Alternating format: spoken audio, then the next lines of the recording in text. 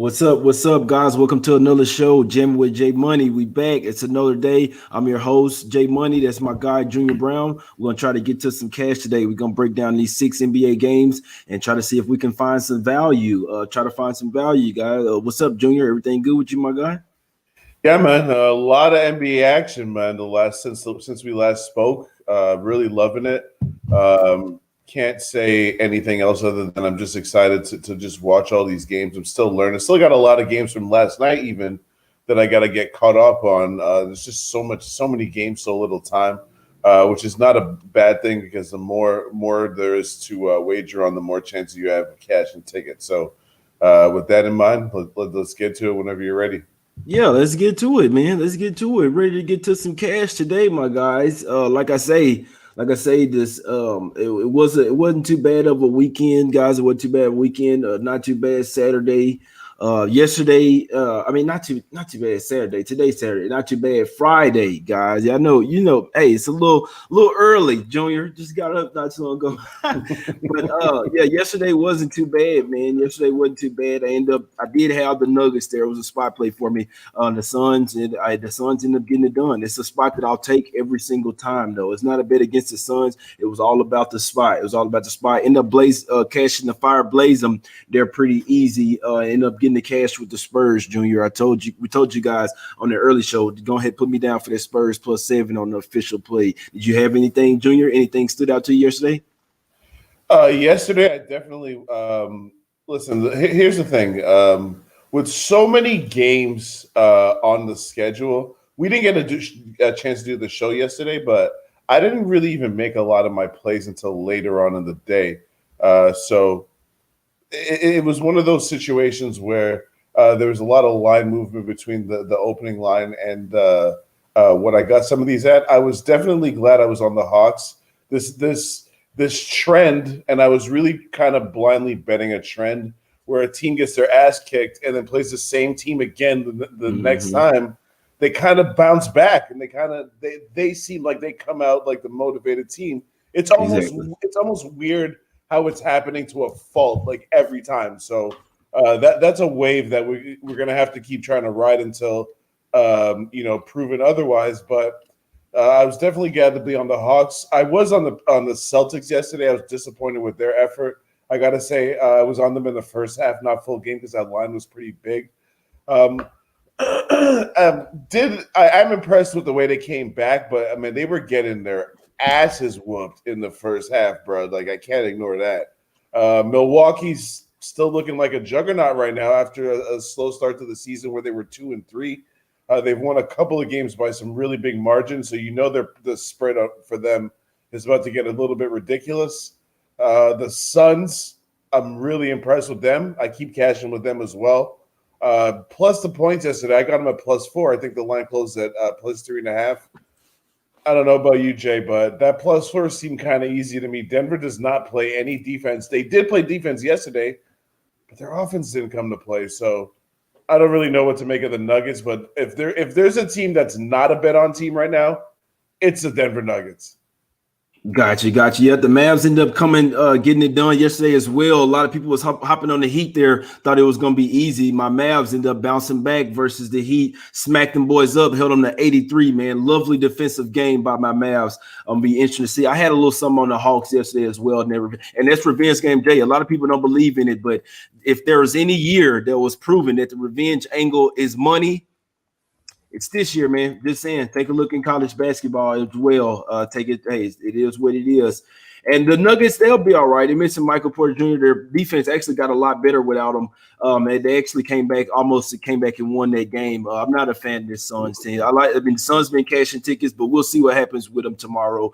I'm still not sold on this team, man, at all. And they're playing a lot of games in a lot of days as well. So be interesting to see. The Nuggets almost came back and got that one yesterday. But them goods showing by the Spurs as well. LeBron up playing, guys, and we still cashed that one. But enough of that, guys. Let's go ahead and get to today's games. First game first game up, Junior, we got the Kings versus the Rockets here. Another revenge spot here. You know what I'm saying? Another quick revenge spot here. They are missing Halliburton, Junior. What do you think? You think this is a nice spot for the Kings to sneak in within the number? Or you think that the Rockets can smack them up in this spot?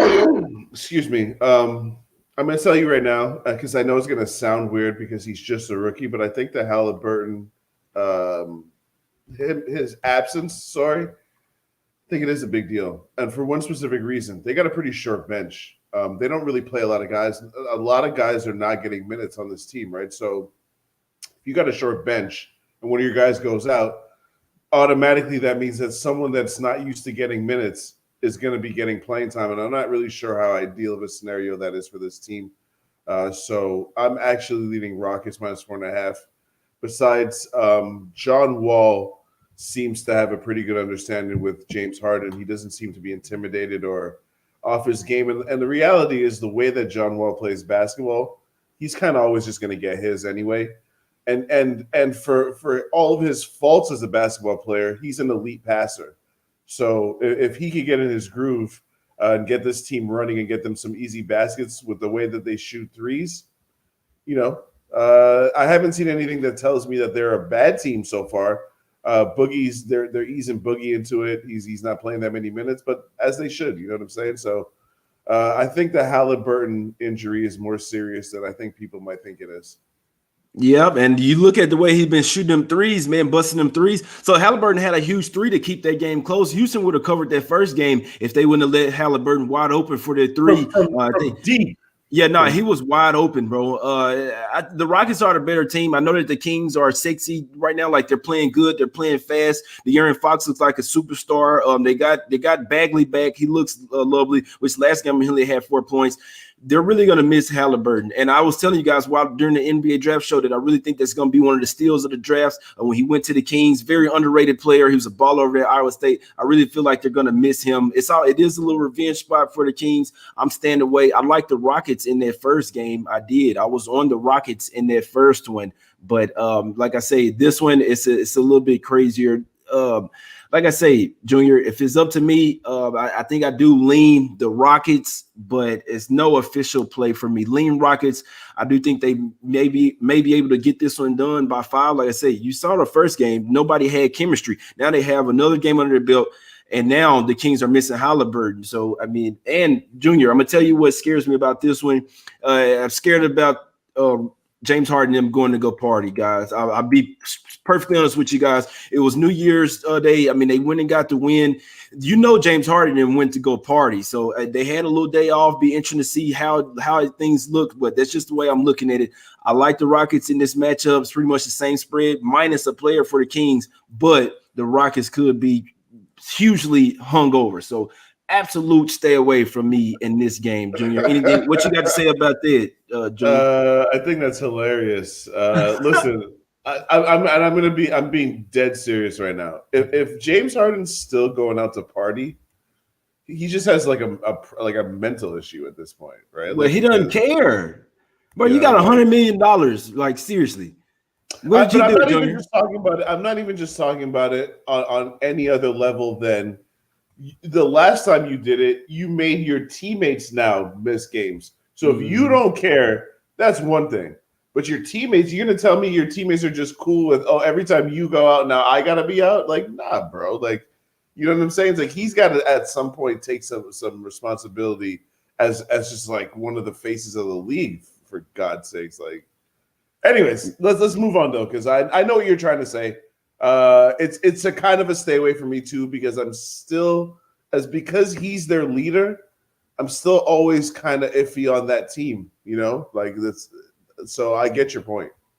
Got you. And Halliburton had 11 points in that first game. I don't care what you say. They're going to miss Halliburton in this spot. If the Rockets did go out party, them boys win. I don't give a damn what nobody say. I don't care if they had the party at Harden House and they called some girls over. The boys win and fucking party. I'm telling you this right now. Whether it's going to translate to the show, to the game, it could. It'll be interesting to see. Like I say, the Rockets have more games under their belt now, in theory. So lean Rockets for me, but no stay away. I don't have to force the play, man. if I had to make one, it would be the Rockets. Next game up, my guy, Junior. We got the. I can't see the rundown right now. I don't even think the rundown's on there. But we're gonna go with the next game up. Knicks versus it's not there. Knicks versus Pacers. Pacers line open up at 9.5. Total sitting at 215 here. Junior. Pacers have looked good so far this year. Let me see if I'm not mistaken. These two teams already faced this year, haven't they, Junior? Any thoughts on this one, my guy? You think the Pacers cover as double-digit faves? Yeah, it was the first game of the season. The Pacers beat them by about 14 points. Mm-hmm. It was a game where R.J. Barrett played really well. He scored like 26 points, made a bunch of threes. That hasn't been the trend since then. What concerns me about the Knicks is that 3 of their last 4 games, they haven't scored 100 points. They've scored less than 90 points twice in their last 4 games. That's a problem. That's a very, very serious problem in 2020. You should have 90 points in the third quarter, bro. Like, what's really going on with their offense? So, they showed out in that one win against Milwaukee where they put up 130. But other than that, their offense has been garbage. Whereas, as you've mentioned, Pacers are just playing good basketball, bro. Like if you're gonna say something negative about the Pacers, what is it gonna be exactly? Listen. Here's my actual really problem, Jay, and tell me if I'm just being biased. I have a very serious problem laying double digits with the Pacers against anybody. As you should. I wouldn't say anybody, but especially with this being a revenge spot, and if you watched that first game, the Knicks were kind of scrappy in that game. Pacers kind of sort of pulled away. They only pulled away at the end. Right. Yeah. The game was close in the fourth quarter. They pulled away at the end because the Knicks just couldn't score. And Elfrid Payton's just stopped passing the ball, bro. Like, anyways, this game just concerns me because I would be much more comfortable with the Pacers at like a 7. You know, you're asking them to win by margin. Of course, the Pacers could blow the doors off of these guys, but the Knicks are scrappy though. The Knicks are scrappy, and the Pacers' advantage over most teams is their front line. The only thing the Knicks have is a front line. That's exactly. Literally the only thing the Knicks have is a front line. So that line, I'm just afraid of that number, to be honest. Not to be too long-winded, but that number just scares me off of this play because I'm not ready to take the points with the Knicks either. Because what tells me that they could keep up with anybody with their 83 points in the last game, as if this is like college basketball, bro. It's like ridiculous. Exactly. Obi Toppin still out as well. I mean, you really look at their laundry. They have a laundry list of injuries. You look at it. So Frank Nicolatina is still out. Dennis Smith Jr. is out, which he hadn't been playing. Is Dennis Smith Jr. even still an NBA player? Don't get me started there. Don't get me started because he had a high ceiling with the Mavs. Don't get me started. Quickly, I think he's going to play. But Obi Toppin, obviously, him and Burks, they really like the Knicks aren't. They're not the type of team that can afford missing players. So I mean, let's not get too ahead of ourselves now. They got 7 players on the injury report. Toppin and Burks is huge. Burks might come back. So Warren played in that first game, which is a big difference. They did have Warren. The Pacers did in that first game. Like I say, man, scary game here. If I had to take it, let's see, Warren, he only had 5 points in the first game.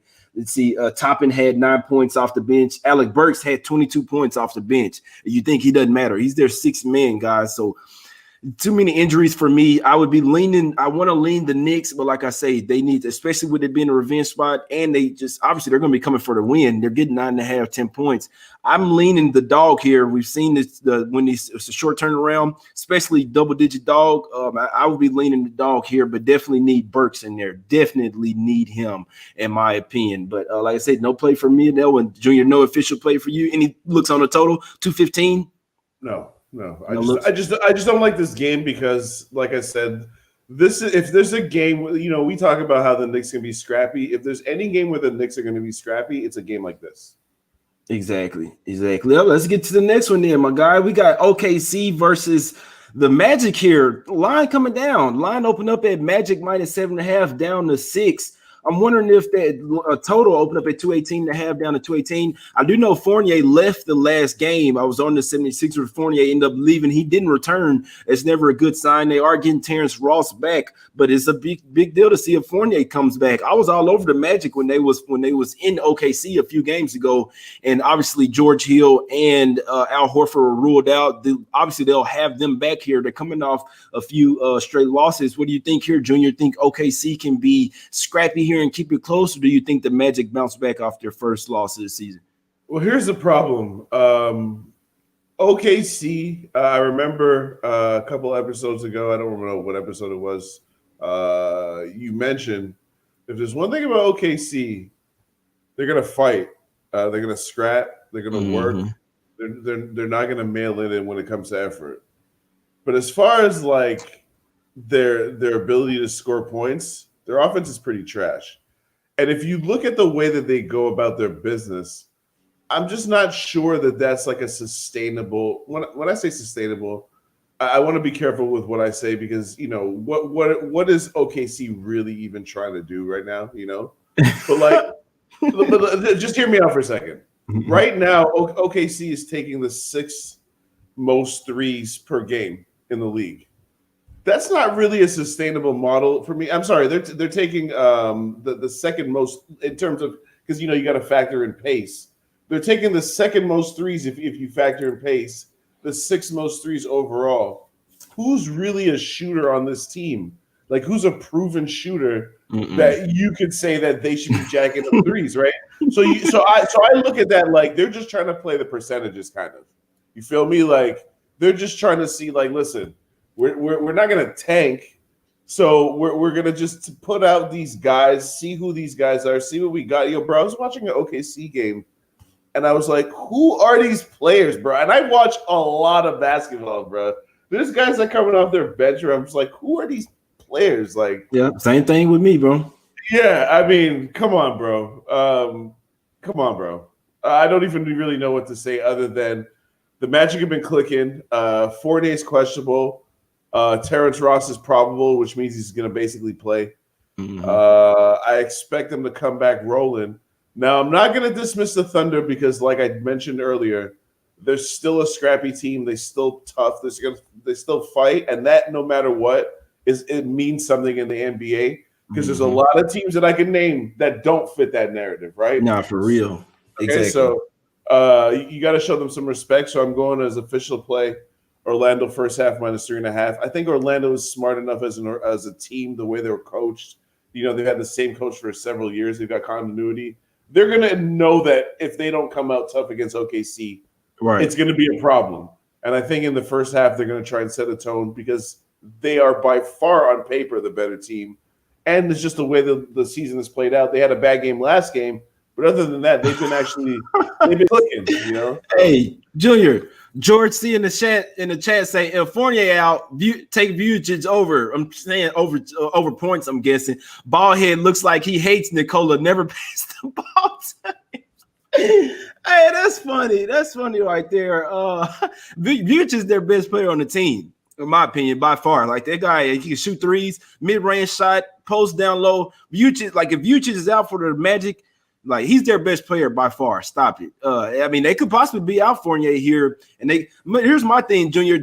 You're right about that because when these two teams played in OKC, they didn't have Hill or Horford, and they still stuck with the Magic. Magic kind of took them lightly. I was sweating that game, bro. I had Magic 5.5 big, bro. And I'm talking about I'm sweating it all the way to the last minutes. They ended up winning the game by 10. But I'm like, bro, it should not have been that close. So especially come off a loss. The new thing I'm doing this year, I'm fading home teams coming in off a long road trip. They lose their first game.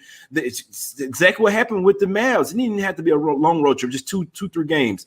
They'll lose their first game, letdown spot. The next game, they really show up. So I can see the Magic here showing up. I'm not betting against the Thunder here. Like I say, it's another where it's a quick kind of sort of back-to-back revenge. Now the Thunder do have their two best players, so they could come into play here, especially if Fournier's out. It's not to look for me. OKC's really one of those scrappy teams where they don't have the names on the back of jerseys, but they always come to play, to come to fight hard. I had to stay away from this game. It's just funny feeling. I think that the Magic will bounce back. I like that play in the first half. I'm staying away from the full game, especially until I know what's up with Fournier. Full strength, I do think that the Magic should come out here and smack OKC up. OKC finna start hitting their wall. It's like, oh, they look valuable. It's like, oh, no, they're as bad as we really think so. So it'll be interesting to see. I'll be watching this game closely. And like I say, whether you like this game, if you like this game, keep an eye on that Fournier injury. It's huge whether you like it either way. If you like OKC, if Fournier's out, then I feel like you should like OKC even more, in my opinion.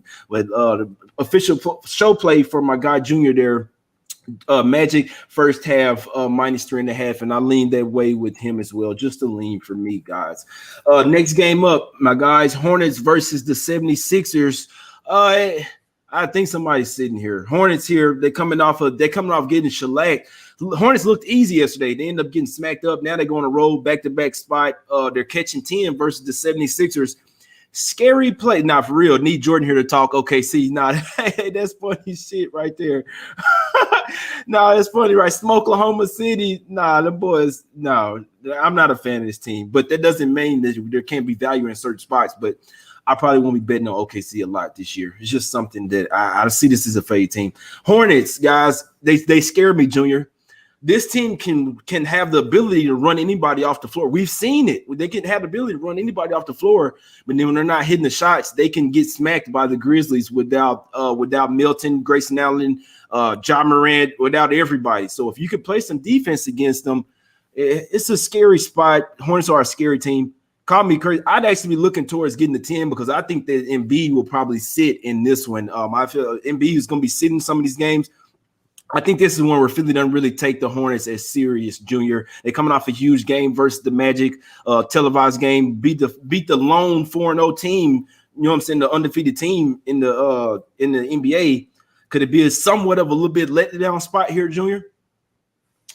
Yeah, so I've been talking a lot of shit about the Sixers, and they beat the shit out of Orlando in that last game. Real bad. I watched the first half of the game. The second half, there was no point in watching it because it was a blowout. But I have to mention that because I've been talking a lot of shit about Philly. Phillies look good in the last two games. They did. When I say they look good, when I came on the show and I lost that Toronto bet, I said Toronto had to lead the entire game and let it slip away. But you got to give Philly credit for coming back and winning that game, and then going out in the next game and blowing out Orlando. So it's kind of hard to see how they're not going to look at their next three games and say, okay, so we play Charlotte twice, and then the Wizards, who can't seem to really get wins. They got a chance to really, start off with actually a pretty good record. They'd be 7-1 at that point. And then they would be a team that I would most definitely be interested in. That being said, I say all of that because Jay, if I have a lean or a criticism and I'm wrong, I'm going to say I'm wrong. But are you telling me that the market is not kind of overreacting to Philly's last win? Already now you got to lay double digits? I can't do that.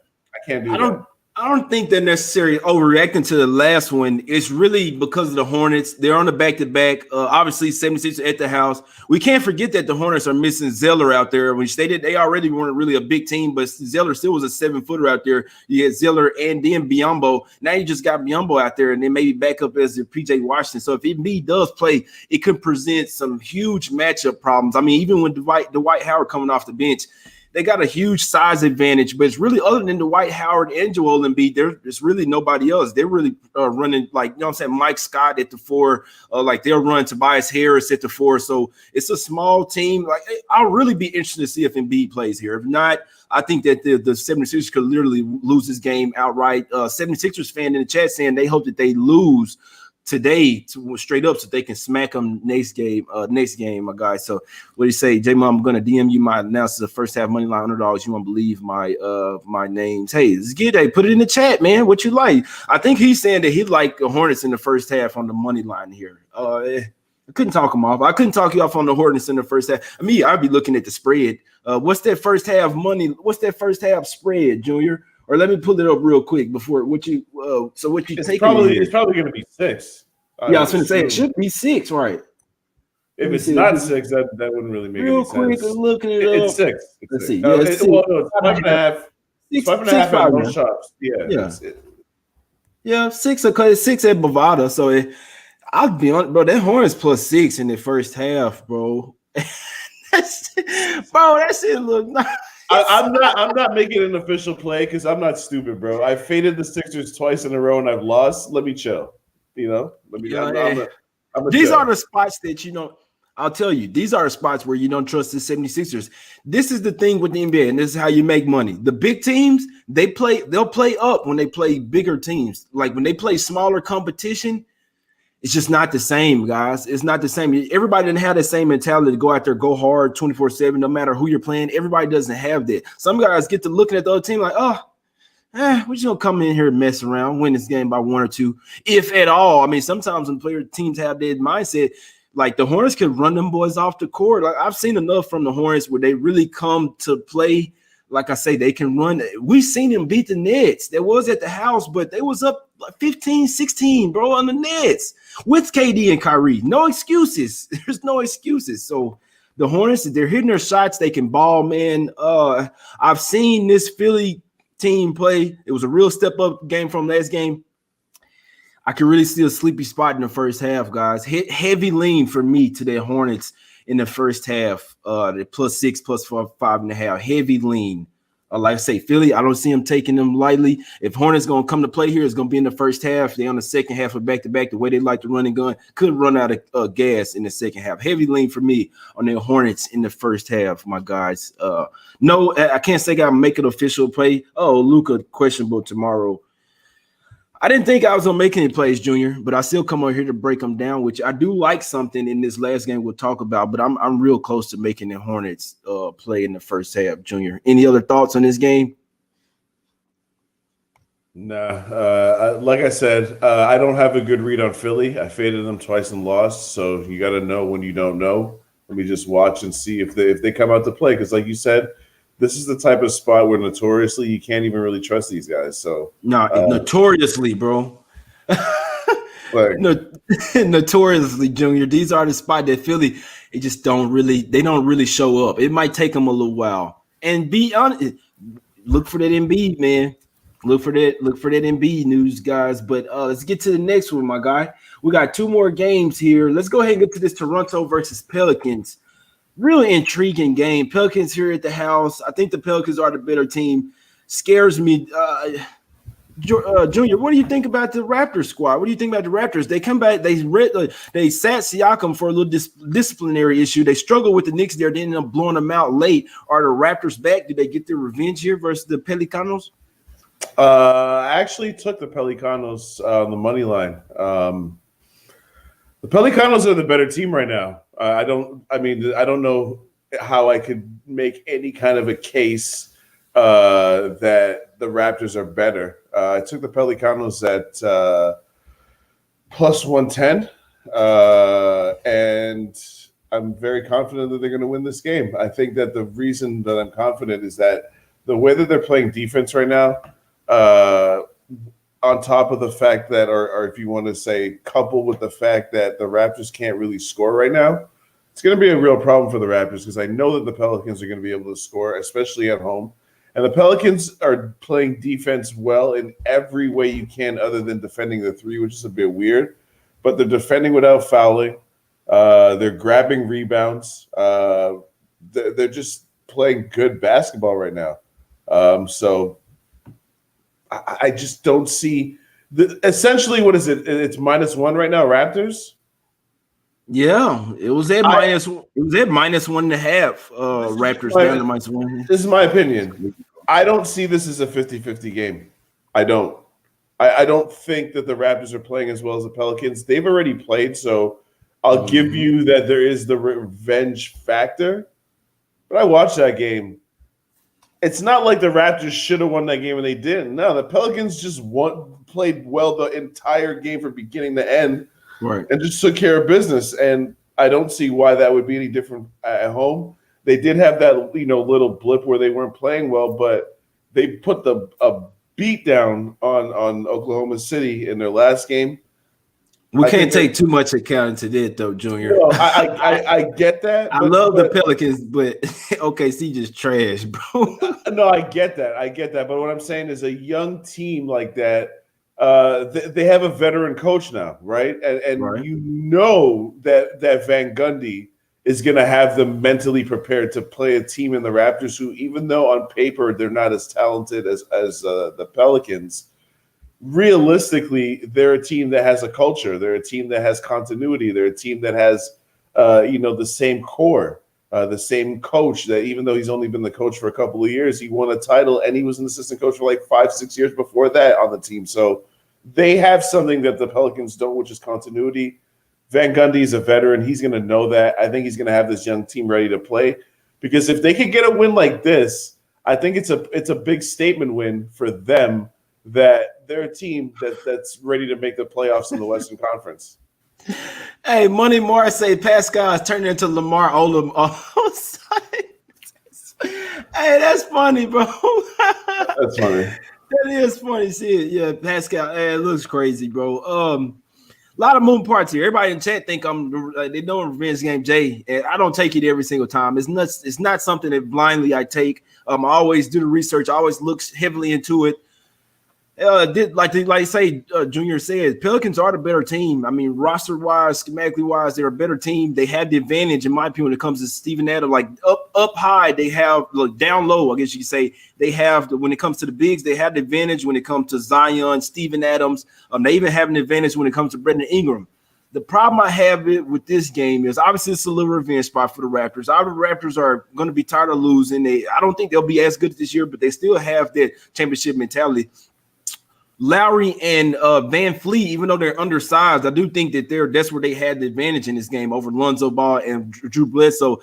Bledsoe hadn't really got who is this guy? Does he even care about playing NBA? I thought that it was going to be somewhat good for him over there in New Orleans. He's not terrible over there, but this guy is just not all the way locked in, and I can't stand it because I feel like if most players, when they make to the NBA, you should be happy to be there. Like Bledsoe is really where's my paycheck at? You see what I'm saying? He did that before when he was with the Suns, so you can't trust this guy, bro. Lonzo Ball, he's so streaky. I don't have a good feel for this game, guys. I'll be honest with you. I do think that the books are. I think with this line, they're kind of sort of begging you to take the Pelicans, even though you know what I'm saying that they won the first game, they're at the house. Could be a bounce back spot for Raptors. I don't have a good feel for this Raptors team, guys. I'll tell you this. So when I don't have a good feel for a team, I stay away from them. I could see the Raptors coming back, bouncing back here. The Pelicans, even though they're just a streaky team, they're real streaky. We saw it versus the Suns. When the team comes out there and smacks them on defense and stifles them on defense, it kind of sort of curl up into a ball. So I'll be watching this game close. It's a toss-up. It really could go either way, in my opinion, 50-50, and I'll almost never be on those games where I really feel like anything can happen. I won't be surprised either way. Wouldn't be surprised if Raptors get some revenge. Wouldn't be surprised if the Pelicans get it done again. They are the better team. They are at the house. Line sitting at -1.5 for the Raptors there. So I think it's very telling, man. They did kind of sort of get their mojo back from the Knicks. Even without Siakam, he's probably going to come back today. Could mess things up. There's a lot of moving parts in this game, man. A lot of moving parts. I lean the Pelicans with you, Junior, but it's a tough one, bro. It is. I don't like forcing plays, guys. I do not like forcing plays. But, Junior, with the official play with the Pelicanos on that one, my guy, I guess we'll get to the last game, and I'll be – exactly. It's not profitable. It's not profitable betting this toss. For me, it's a toss-up game, and I don't like being surprised, man. I don't like being surprised like when it's a game. But we can get to this next one, though. I really think this is the most intriguing game of the day, guys. I really do.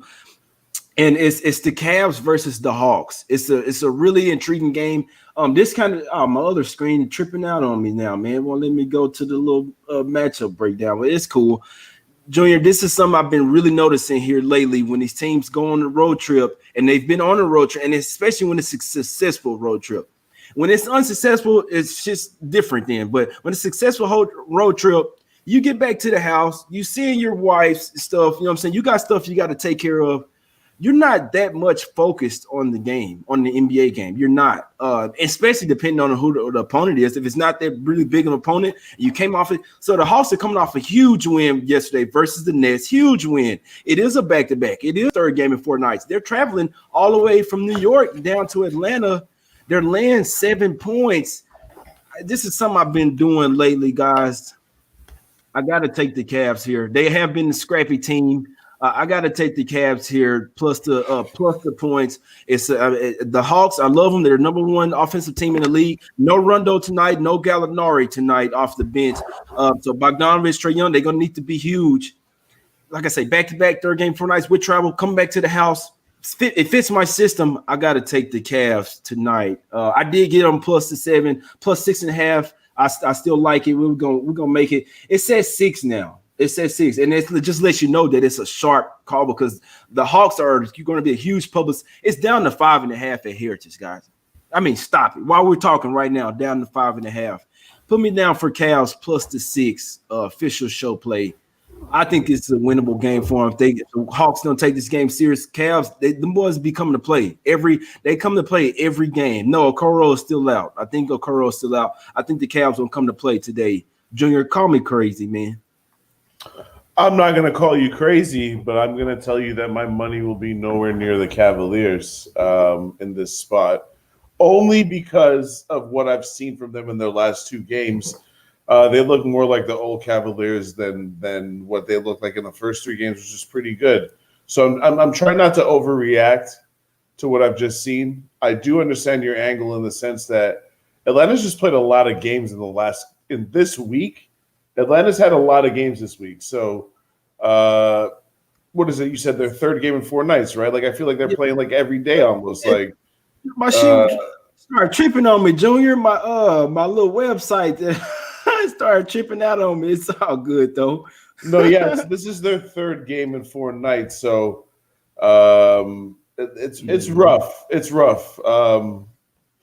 Here's my problem. My problem is that what Cleveland does well, Atlanta kind of has an answer for, but you mentioned something that's pretty big. No Rondo. Yeah. If you've been watching Atlanta all this season, Rondo kind of comes in. So now Trae Young goes out, and now it's not a huge drop-off. And let me be careful with what I'm saying. Obviously, Rondo is not the player that Trae Young is, but Rondo is a world champion on more than one team. He's been a top 3 player on a championship team. Last year, LeBron will obviously very well admit that Rondo is important, not only on the court but off the court. When Atlanta now goes from Trae Young going off the bench and passing it off to one of the most professional point guards in terms of play on the court that you could possibly have. So to not have him, it's kind of a big deal for them.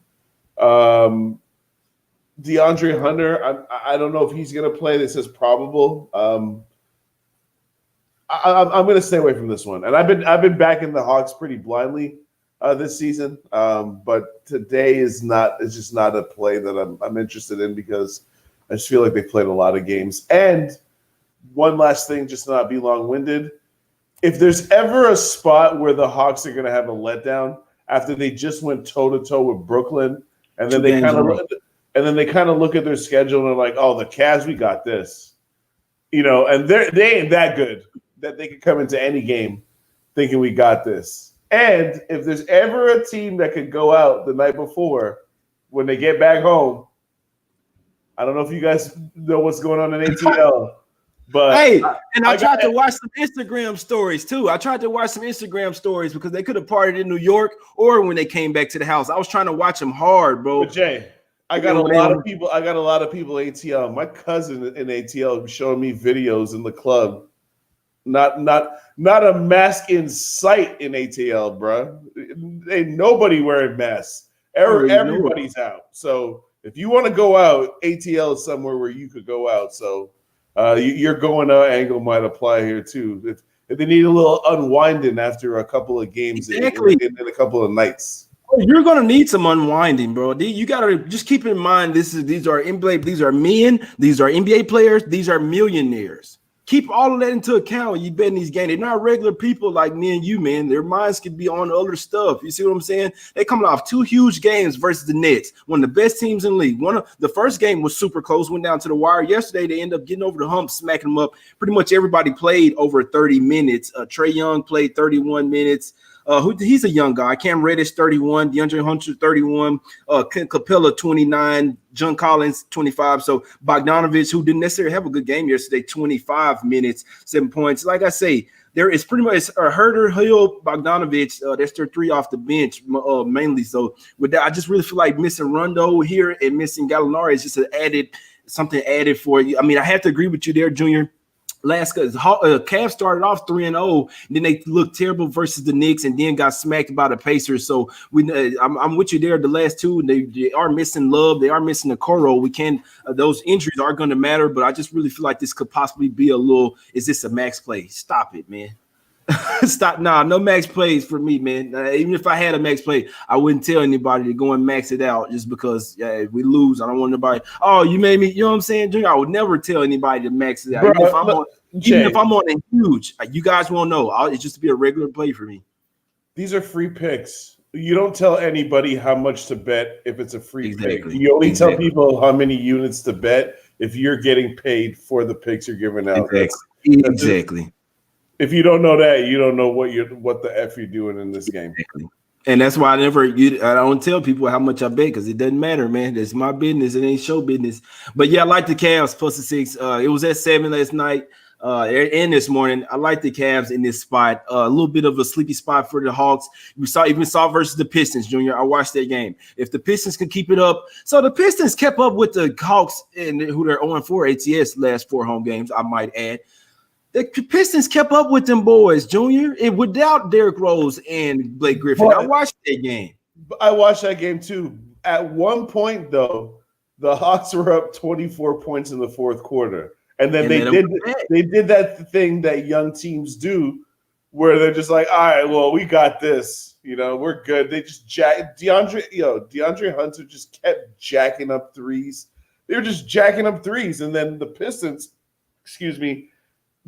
let's just be honest. They got pretty lucky. Josh Jackson started hitting all kinds of threes. Josh Jackson, like, what? Bro, he been kind of playing. I'm not a fan of Josh Jackson at all. And this is the thing with Jackson Jr. He should have stayed in college a lot longer, and see he's starting to develop now too. And that's the main thing that I have a problem with. 4 years later, now he's starting like NBA player. No shit, you should have stayed in college. Josh Jackson is starting to ball a little bit, Junior. I'll tell you what his problem is though, because in high school at one point he was like the number 1 ranked player in the country, and he's from Detroit, if I'm not mistaken. He left there, went to a couple different high schools, ended up in the West Coast, then went to Kansas, then the end. Just too much moving around for a young kid. Yeah. You know what I'm saying? So now that maybe he's back in his hometown, he's got some stability, hopefully, for him, because it'd be a shame for his talent to go to waste. Gotcha. Yeah, I just had to. I'm not a fan of Josh Jackson at all, but I have watched some Pistons here lately, and he's looked a lot better. I can't say. I mean, he's a starter over there for the Pistons. I know it's just the Pistons, but Josh Jackson is trying to start taking some away. He's balling, bro. Like, now he is. But I had to say that because I was a huge Josh Jackson slander. I didn't think he should have belonged in the NBA, which he shouldn't have the past 3 years. He was an NBA player. Now he's starting to groom. Now he's starting to get. You know what I'm saying? Well maintained or well groomed. But that's it, man. Junior, break them off with your official plays, my guy, before we get up out of here, brother. Pelicanos money line, Magic first half are my official plays. Gotcha. Somebody in the chat was asking if you like the over in that Cavs game. If you like the over in that one. I mentioned it on the last episode. As long as there's these games where people are getting blown out by 50 points and teams like there's a lot of teams that are struggling to score 100 points if you're really paying attention to these scores. I can't pretend that I know what's going on with these totals. We got to talk to our guy Jordan Sharp on that one. I ain't got no totals for nobody, bro. Ain't got no totals for nobody. Yeah, no, I don't have no totals either, man. Only official play for me is Cavs plus the 6. It's a lot of angles that's going into it. A lot of different numbers and narratives. I like the Cavs here plus the 6. Like I said, started off at 7 and it's only going down to plus 5.5. Is a damn good indicator. And their total was at 233. It's been hit down to 229.5. So take that for what it's worth. Cavs plus 6 official show play for me. Let's cash it. Texas up by 21 versus Kansas. Let's fucking cash it. Let's fucking go. Excuse my French, but we'll be back on Monday, man. We appreciate all you guys for tuning in. Y'all hit the like button and subscribe if you like the content. Go to sbrpicks.com/NBA and check out all the content that we have there. And give us a follow on Twitter as well, man. The college plays, I'll probably be either I'm going live or I'm going to post some college plays right now. No more, I won't be talking about them on the show. College plays probably coming out, man. Go and follow me on Twitter if you're not following me already. We finna get up out of here, man. We appreciate y'all for tuning in. We appreciate y'all for jamming with J Money. Like the show, subscribe, tell everybody that you know about the show, man. We appreciate it. We're gone.